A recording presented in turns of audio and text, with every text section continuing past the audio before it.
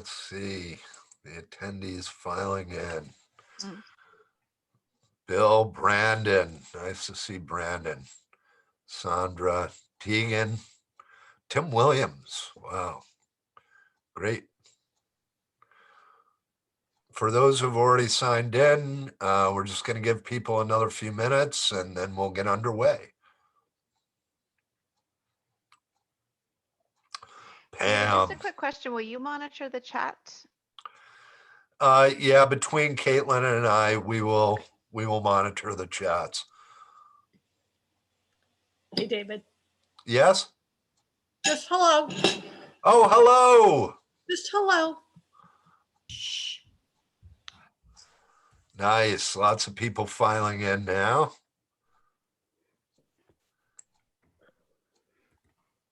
So, like, I can virtually see some of my friends. That's nice. We'll give folks about another minute and then we'll get underway.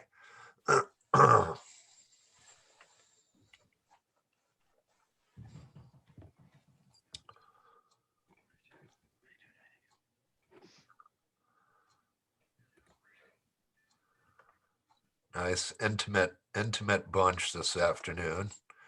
That's nice.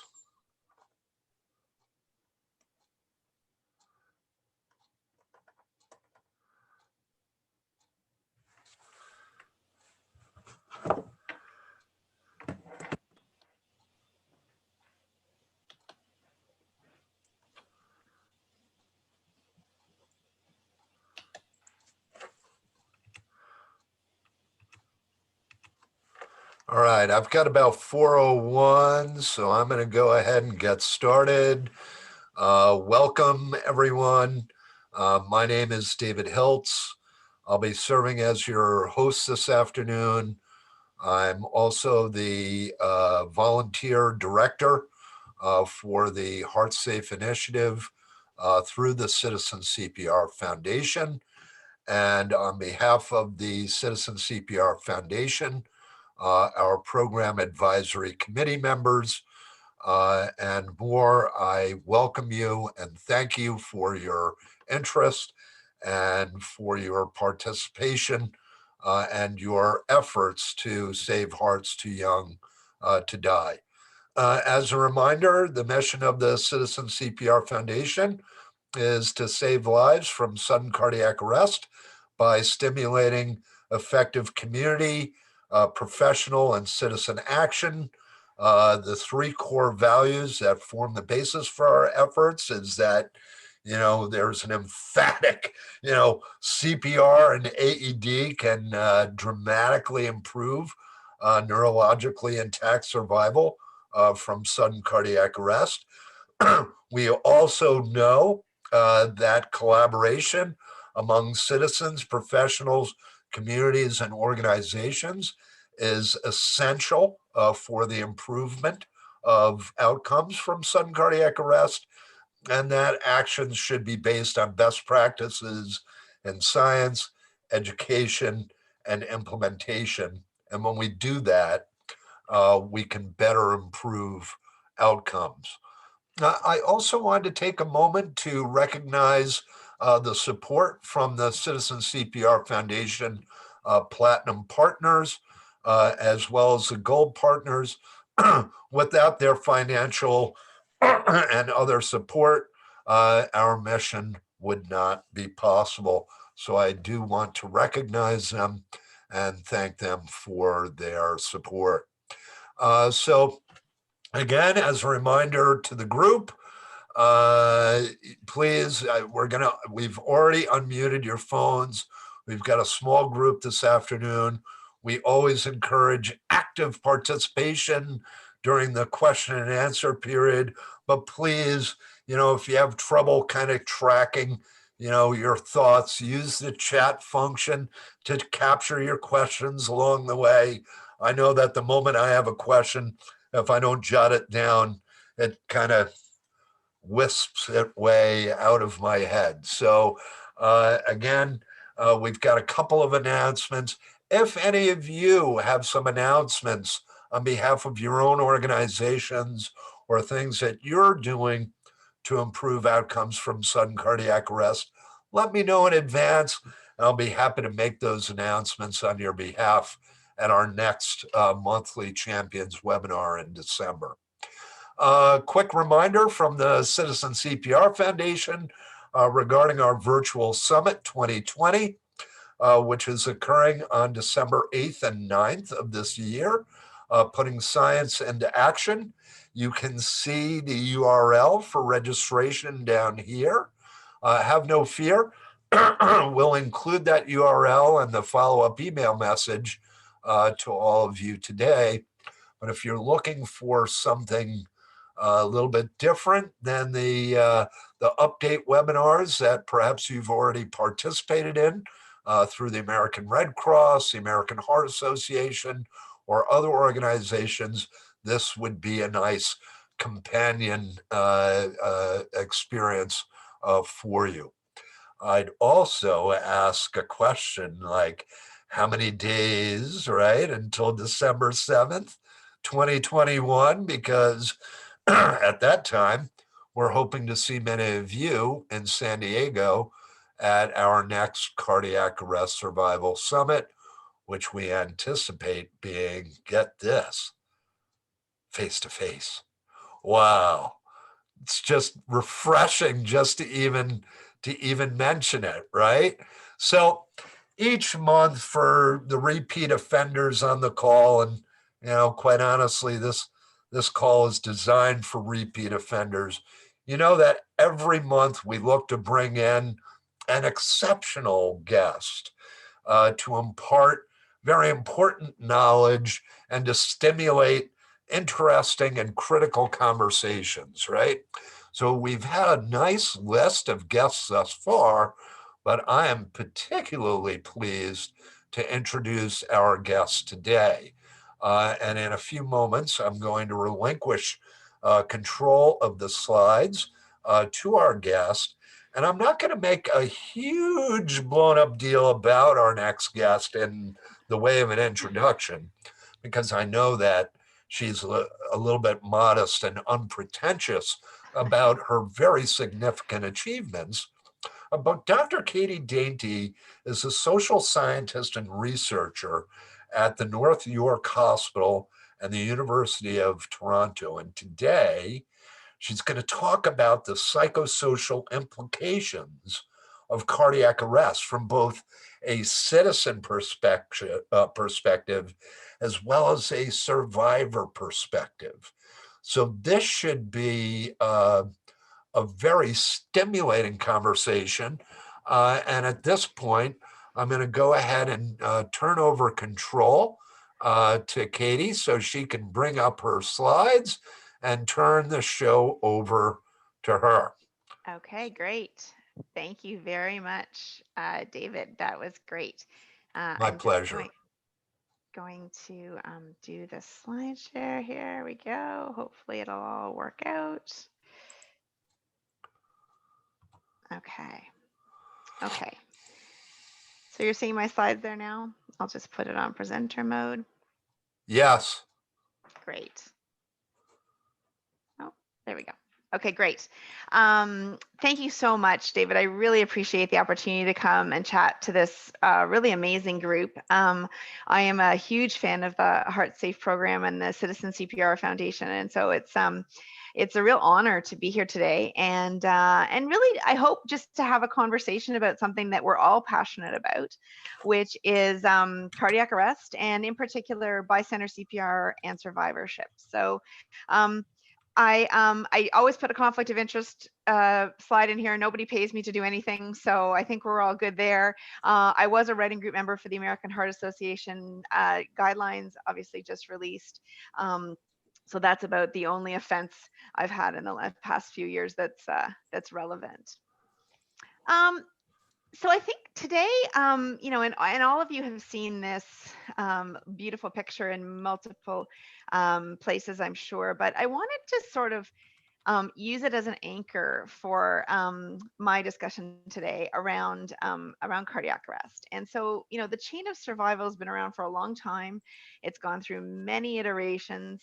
But one thing that hasn't changed is that a good chunk of it, the good front half of it, is really all about those pre-hospital pieces that lead to survival, and all of those are part of the reasons why bystander CPR is such an important component of good outcome. And so, I want to talk a lot about bystander CPR today, and sort of the psychosocial piece of that. But also, I'm so thrilled that in the new guidelines, we've actually added a circle this year, that recovery circle at the end. Which I've done spent my career doing some work around survivorship, and that was a huge win to see that added to the chain of survival this year officially.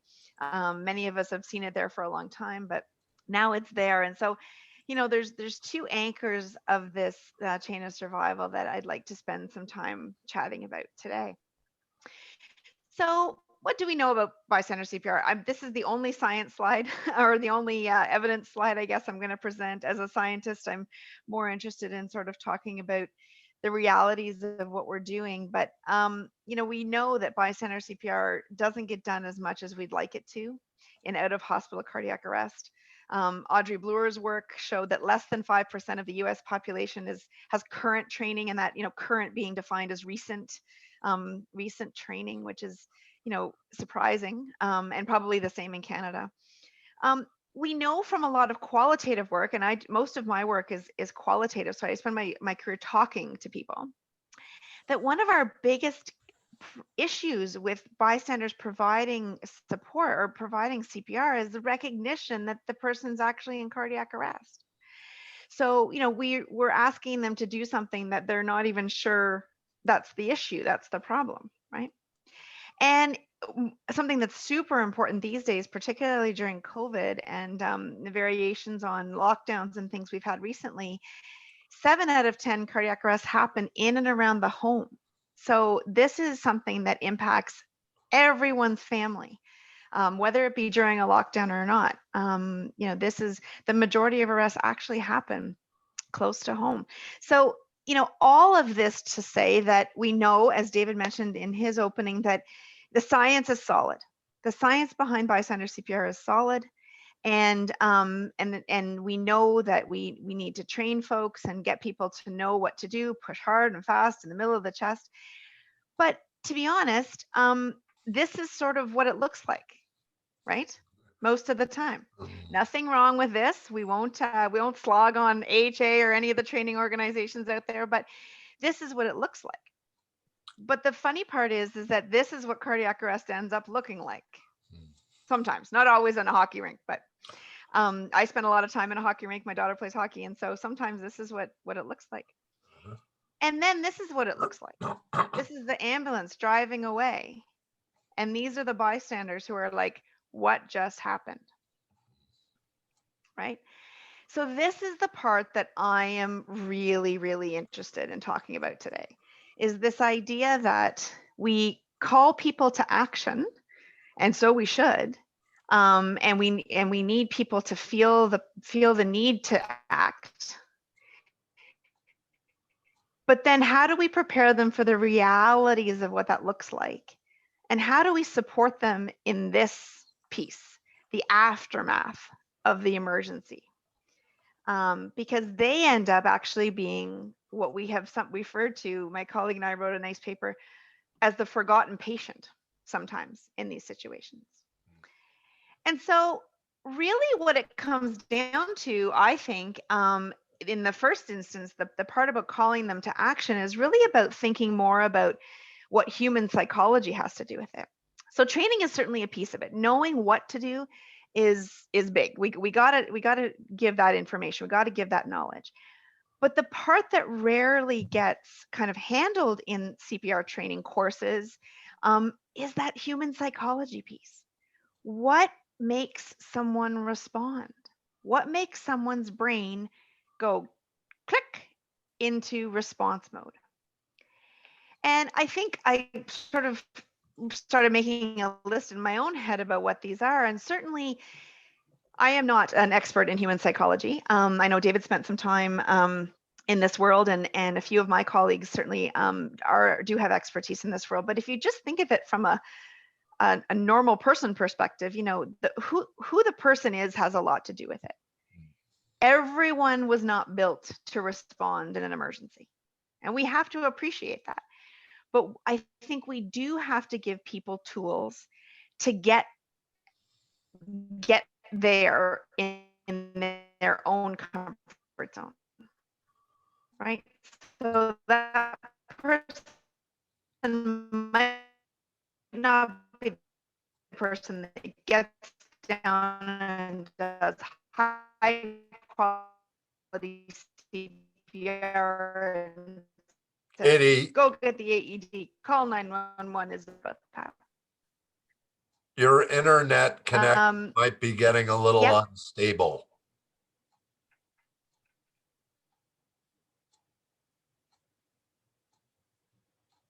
Oh.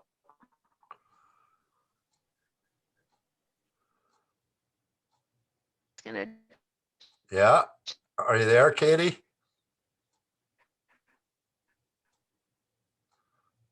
Okay. Better? Try again. You can always sign off and come back in if necessary. I will cover for you. Unless, Caitlin, do you have a suggestion? It looks like she might have popped off. All right, we'll give her a moment to come back in, but I will tell you that Katie has presented some rather provocative information already, around the realities. Oh, there's Katie. She's back. I apologize. Is this okay now? That's all right. We just, as a group, we collectively volunteered you to head another committee while you signed off. Perfect. Signing back in. So as long as I don't have to be this treasurer, I'm good. It's all good. All right. Go back into your presentation mode and carry on. Thank you. Apologize. Can you see the slides okay? We can. Okay, great. I'm just gonna move here into presentation mode. There we go. Okay, my apologies. Technology, right? Quite all right. Okay, so not only is the person who's there in the moment, but also the victim. So the person who is expected to respond may be looking at their father, their mother, their brother, their loved one, their husband, or they may be looking at a complete stranger. And I don't think we actually spend enough time talking about the implications of that, right? We've a number of bystanders that I've talked to, lay responders have said, I froze. It was my husband lying there on the kitchen floor, and I froze. I had training every year in my employment and things like that, but it was my husband. And we don't spend enough time thinking about what that does to the human psyche. The situation, certainly, if you're out in at a mall, or if you're in your own home, if there's other, emergencies happening at the same time, whatever that might be, we spend time in that perfect classroom in perfect rows, air conditioning, flat on the ground, right? Yeah. We don't often talk about your husband having a cardiac arrest on the toilet, quite frankly, right? Or in your bed, or wherever that might be. And those realities really make a difference in terms of bringing back what you have in there in terms of training and being able to react to that situation. The next one that I wrote down was the ask. And Richard Price, who is the CEO of PulsePoint, said to me one time, I've always been bothered by the fact that we call people into war and then we don't actually do anything to support them afterwards. And I thought his choice of the word war was really interesting, but it really is about the ask. We're asking non-medical people to respond in an emergency situation. And they absolutely can do it. But again, we don't spend a lot of time grooming them for that ask, right? Oh yeah, I know how to do CPR, no problem. I've seen it on TV, I've seen it in Grey's Anatomy, or I took a training course last year or whatever. I have my card. I just saw David. I'm a card carrying CPR trained individual. But what is that ask? That ask is to actually perform an altruistic act, right? To get down and save somebody's life. And then, as I've already mentioned a few times, the aftermath. So that's great. Amazing that you got down and responded. But what we don't spend a lot of time thinking about is the ambulance pulls away with hopefully the survivor and their family, and that bystander is left standing there thinking, did I do it right? Did I do it wrong? What happened? All of these things. And, over the years, I've talked to lots of folks who have had ongoing sleep issues, physical symptoms, and just really running through the scenario over and over in their head, unable to sort of get out of that. And that's all psychology. And I think, I wanted to talk about this today as opposed to the science of bystander CPR, because I think this is where the science needs to go. Yeah. And David, you mentioned the education, implementation, kind of Epstein formula. But in there, in those pieces, we have to build in, I think, human in a much obvious way. I have seen some amazing pockets of innovation in this way, and some amazing trainers, who take this on of their own accord. But it's wouldn't it be amazing if people who had been lay responders could convert into trainers and be able to share their lived experience? The other piece that I think is really interesting is this idea of social psychology. And as a social scientist, I'm very interested in how society works. And I think that today's society is particularly interesting because, and this is my own feeling, I think people would rather videotape someone lying on the ground and post it on YouTube than necessarily get down and do something, right? I want to be proven wrong. I hope I'm not too pessimistic, but I would like to be proven wrong. But I do feel like, given the sort of situation, particularly with COVID and social distancing and all of that, the asocial nature of society is starting to play into our expectations of people to respond. And I really feel I watched this recent Netflix documentary called The Social Dilemma. Yeah. And it scares the pants off you about how social media messes with your mind. But that aside, I actually started thinking, how could we actually use that same theory? They prey on social and human psychology. And how do we use those same theories or those same techniques to ingrain bystander CPR and response in society? How do we make it just something you do, you don't even think about it? How do we make it part of, this idea of citizenship and being, part of a society? And so, again, just some sort of random thoughts about the social psychology piece that plays into lay responder CPR. And so I kind of thought up this a concept of bystanderism, right? And this sort of the act of being a bystander. And I developed this little, just literally for these slides, this little kind of graphic, which is not by mistake anchored by citizenship and empowerment. And all of the things we have to think about, like this is an altruistic act. It's for the greater good, or your own loved one, of course. But in the case of a public stranger lay responder situation, this is you're doing something for society. And what kind of support does that need in order to really empower people to take this on? There will always be a function, a fraction of the society that won't be able to do this, and that's okay.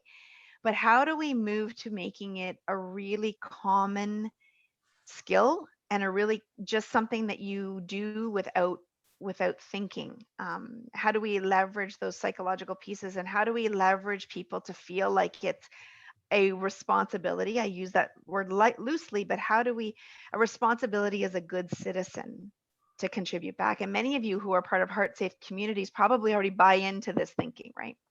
This idea that we can create a community of citizens that buys into that greater good.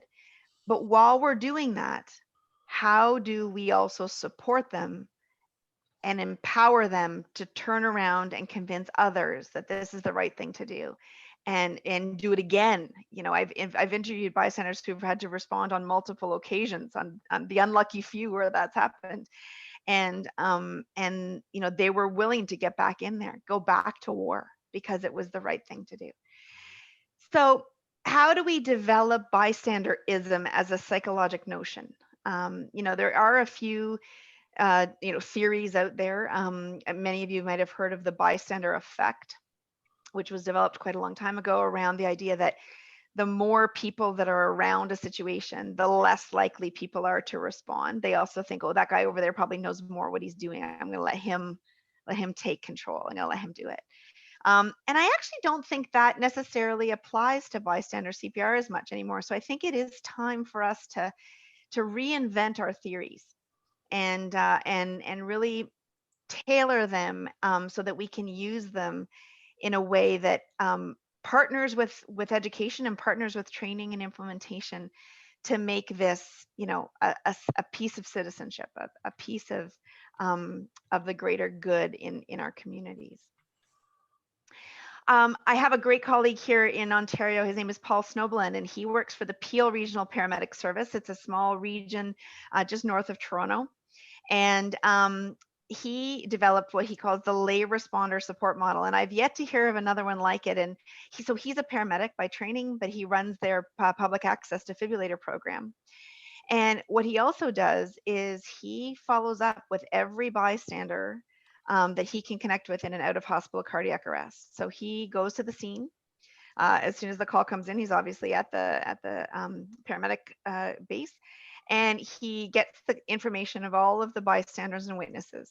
And then he is part of staying there with them once the ambulance pulls away and helping them understand what happened, and then following up with them later for debriefing if they choose. So you can see here he's got some sort of choice options here in his algorithm. But those that volunteer, and the majority do volunteer to follow up with him, they really find it beneficial because he walks through, and you can see here in this stage 2 section of the picture, he really walks through how they're feeling. He validates their feelings and their thoughts and their perceptions. He sort of separates for them what is true and what is perhaps something that they've conflated in their mind in terms of the facts of the CPR that was done. He then walks them through a technical review. He downloads the defibrillator, shows them the strip, and takes them through exactly what happened and exactly what they did right. He dispels any concerns about doing anything wrong, and really teaches them about cardiac arrest and CPR, which is huge for them because in that moment they didn't know what was going on, right? They just did what they remembered. And then he goes through a series of questions and things if they want further follow-up and further referral, because of course he's not a therapist, he's not a psychiatrist, he's not any of those things, but he provides them with some resources in the Peel region for them to be able to take advantage of. This is an incredible program to support bystanders.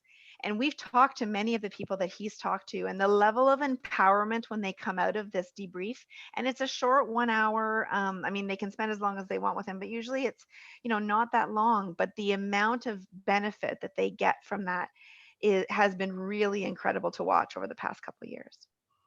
And so he's actually collected some data, which is sort of the first of its kind because we don't often get to collect data from public bystanders.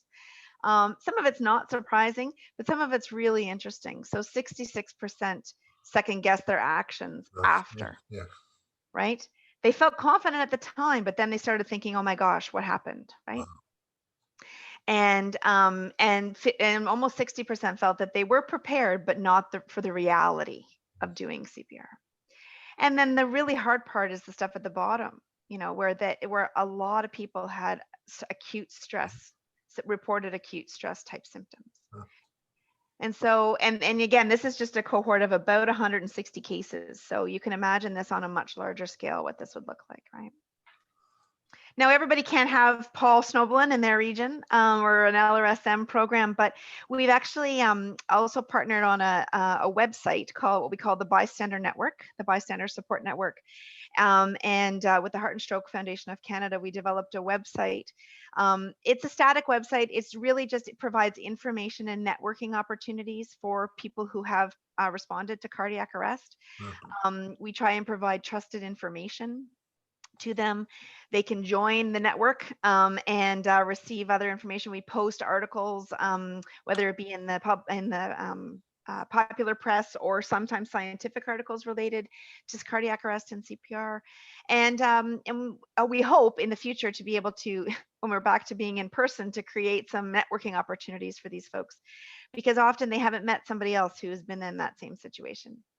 And so, so have a look. I encourage you to go and have a look at the website, and that's been really helpful. We have about 150 members now from all over the world, and we hope that it provides at least a little bit of an information resource for people who haven't quite gotten to a place where there's a debrief opportunity.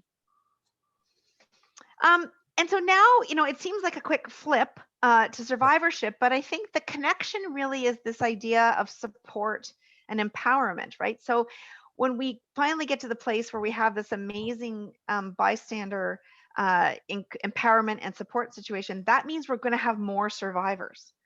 And so it's even more important to really think about what the other end of the chain of survival looks like. And so what do we know about this end? Well, we know that survival is not fantastic yet, but it is getting better. And we do have certainly huge pockets of excellence around the world. But even at 10%, that's 40,000 Americans.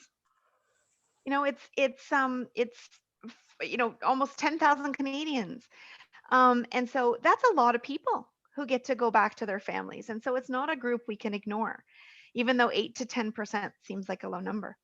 And we do know that more than half experience ongoing physical and psychological issues, just like the bystanders. And unfortunately, they also have variability in accessing post-discharge help and support. I know a colleague survivor just told me recently that cardiac rehab isn't actually covered or considered eligible in the United States. I mean, that's something as simple as that, right? Thinking that these folks, I always kind of joke that, quite frankly, resuscitation science, the major outcome is always survival to hospital discharge. And it's kind of like you can picture a bunch of these cardiologists standing outside the ICU and saying, good on you, you survived, go have a nice life. Right? And so, that's something that we need to change. My colleague in the UK, Chrissy Haywood, has done a lot of work on this qualitatively, and now we're working together to look at much longer term outcomes and develop some patient reported opportunities so that we can really hear from the patients and survivors and families about their outcomes. And you can see here, they're not that different, right? They're acute stress symptoms. They're not that different than the bystanders. And so we have to, luckily not everybody suffers from this, but still a significant portion do. Some work by another colleague in the UK, Tom Keeble, who has an amazing follow-up clinic for cardiac arrest survivors. He's a cardiologist and he has a multidisciplinary follow-up clinic. He did a little bit of survey work with his group, and I mean, the results are there for you to see, right? They may eventually do well, but they suffer in the initial stages. So it's a real problem.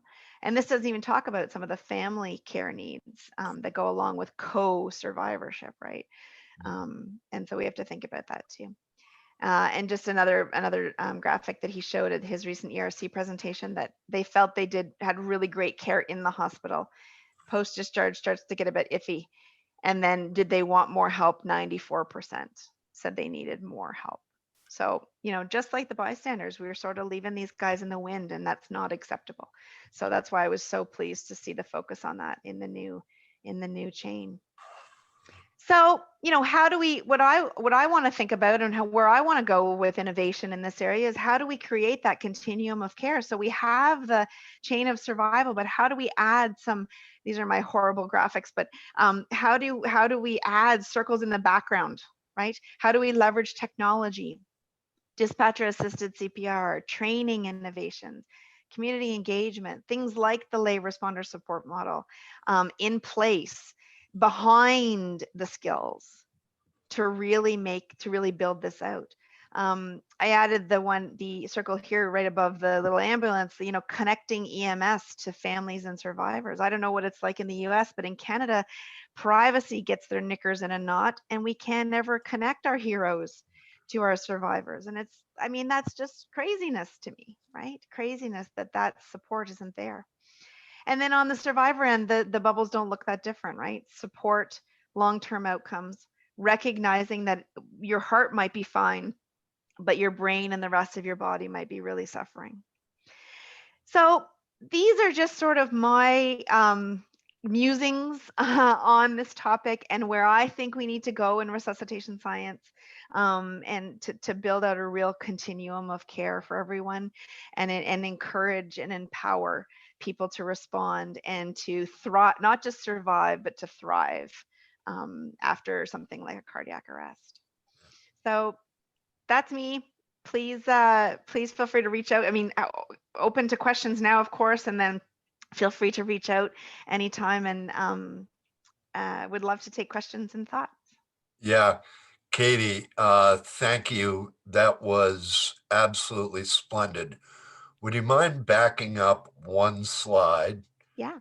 We'll just keep that up while your Q&A thing is going on.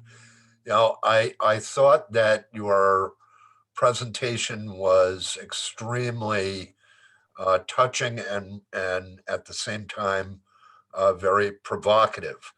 I like the ideas around citizen empowerment and how we can give citizens permission to act, right? Um, and, I see what's happening with Peel and Paul, with Paul's leadership, I assume, is just an extraordinary example of a best practice. A lot of these issues that we have in these, I love what you called it, circles in the background. A lot of our efforts and issues have been kind of exacerbated by COVID, but that may present an opportunity to revisit and kind of look at some of these things. I mean, again, I want to open it up to our esteemed audience for their excellent questions. But it seems to me that at least in many cultures, uh, we're programmed from a very young age to, like, how shall I say, stay away from dead things, right? Right? David, don't go near that dead bird. Can't you see it's dead, right? And so we're programmed like dead is icky, stay away from dead.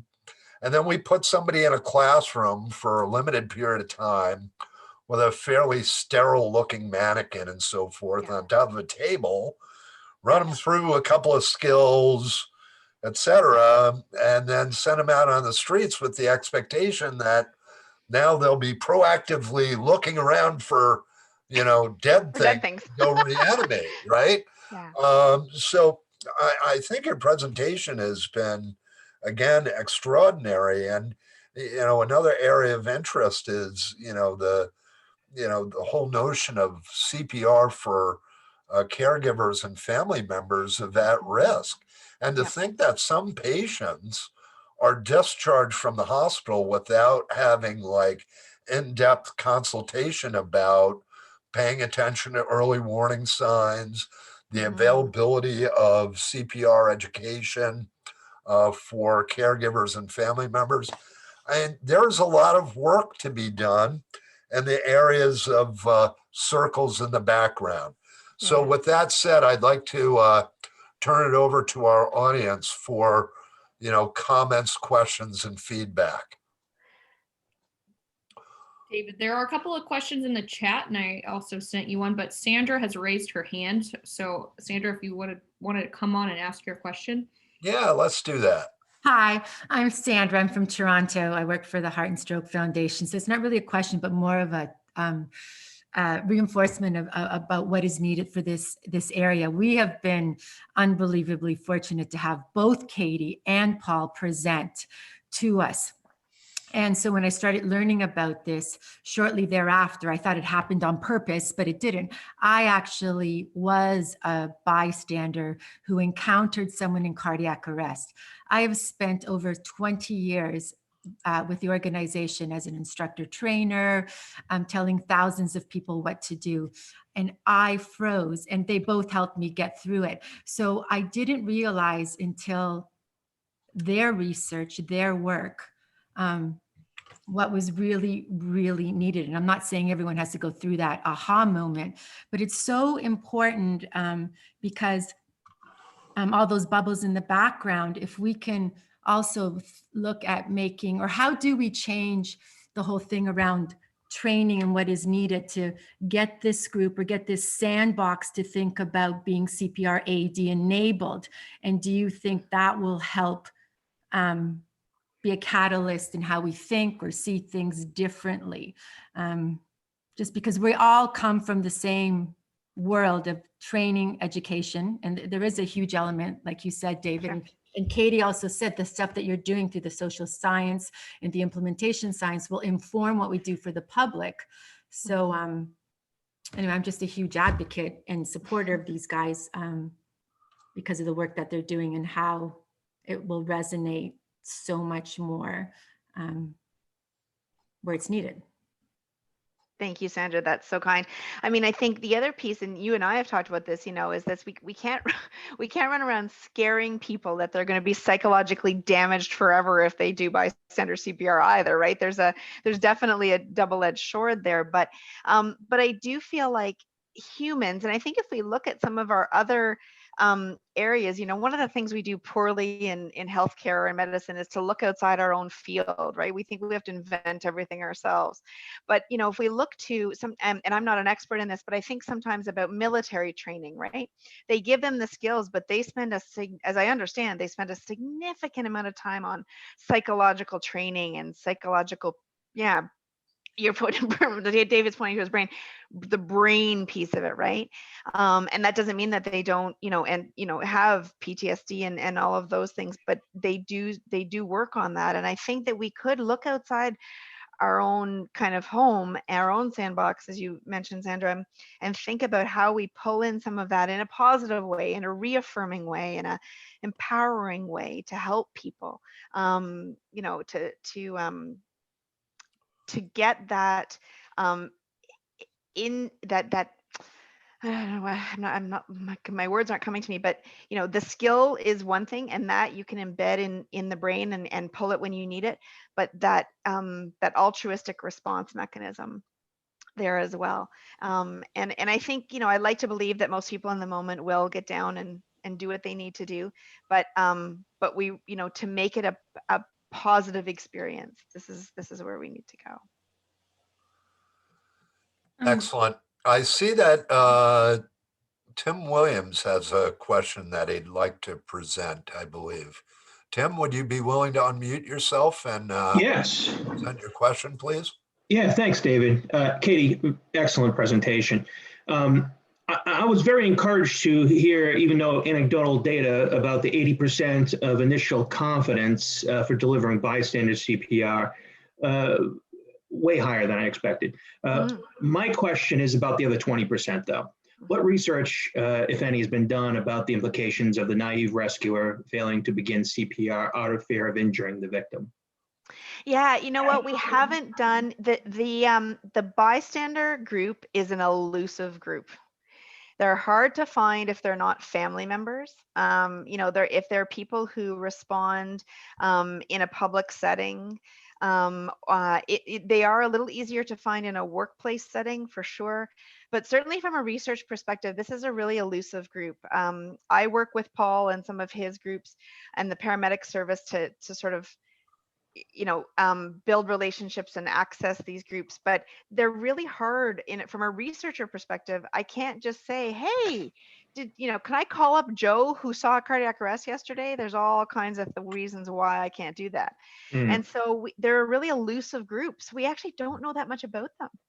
Yeah. And that's a problem. And the other group that, to your point, the 20%, but the other group, which is even more elusive, are the people that perhaps um, didn't I shouldn't say didn't do they kind of were there and then left and couldn't do anything, right? So not even the sometimes those 20% that of the flip side of the 80 are people who called 911 or at least stuck around. But sometimes there's also that elusive group of people who can't even do that, and Mm. understanding their thinking and their fears at that time, it's really eluded us because they're hard to find. So I would love, that's part of the reason why we put an ability to sort of join the bystander network, is to try and draw out some of these people. And we have an opportunity for you to check a box to say you'd be interested in being part of research, so that we can start to actually access these people with their permission, of course, to talk with them and learn with them and build research with them, to understand that psyche a little better. Right, right. Great. And we're gonna turn it over. We've got a question from Brandon, but I just wanted to, again, comment that, bystanders, particularly in the home. So now the bystander is most likely a family member, right? Yep. And mom or dad or a kid or a relative, has got the Frankenstein, right? Yeah. Or they're breathing really abnormally, and it's like, for a minute there, I thought I was going to have to do CPR, right? And I Absolutely. think that, yeah, part of it is lack of recognition, like, oh, this means there could be a Mhm. problem, but also, like, I really don't want something seriously wrong to be happening Mhm. Right. with my loved one. And so, is my brain working to convince me that everything's okay? Call 911. So, I mean, there's a whole host of things Mhm. to discover here, and there's a lot of meat in these. There's a lot. I love the phrase circles in the background. Brandon, go with your question. Hi, Brandon. Nice to meet you. Hi, Katie. It's a real pleasure. Thank you for your time today and taking us out of your day to do this. I myself am a sudden cardiac arrest survivor out of hospital, and I'm a first responder. I've had my life uniquely touched by these incidents. At the first time I did CPR, I wasn't even a man. So I understand being a bystander. I'm an instructor, a first responder, and I 100% agree with you that reality-based or stress inoculation training is the key to preparing more bystanders. You mentioned military or law enforcement. Yeah. What do you think about bringing in SWAT or special forces instructors that specialize in stress inoculation training and getting people to perform, to start overhauling some of the way we do things in cardiac instruction and training? Yeah, I mean, I think that would be a group that would be an amazing collaboration. I mean, like I said before, we sort of have to tread a bit lightly, because, sometimes I think about it and I think, well, people who have chosen in law enforcement or chosen in the military, they're sort of a little bit, already up for the ask, right? Remember, I talked about the ask.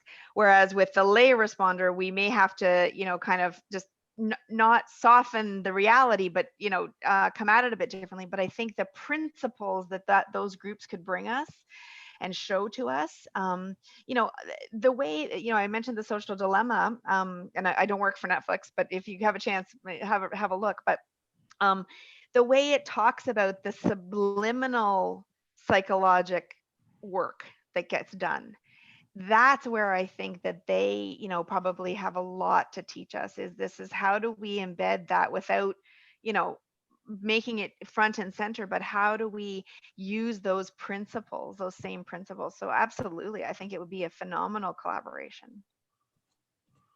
Gotcha. And then I was also going to say, we, as in the cardiac community, I think we should also start empowering more bystanders. I mean, we always hear from the clinical side, or we hear from the instructor side, or from the survivors, but we very rarely actually bring any of the bystanders, you know, to actually speak about what they went through, what they were feeling at the time, spouses, family members of post-incident recovery, like you talked about.